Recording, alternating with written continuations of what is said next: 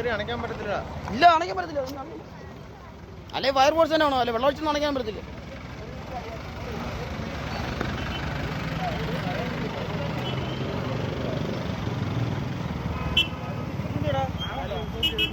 ആളുണ്ട്, ആത്മഹത്യ ചെയ്തതാ.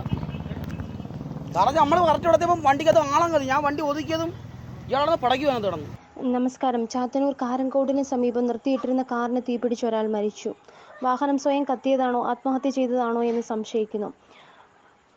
മാരുതി സുസുക്കി ഓൾട്ടോ 800 ആണ് കത്തിയമർന്നത്. സ്പിന്നിംഗ് മില്ലിനും കുരിശിൻമൂടിനും ഇടയ്ക്കാണ് നാടിന് നടുക്കിയ സംഭവം നടന്നിരിക്കുന്നത്.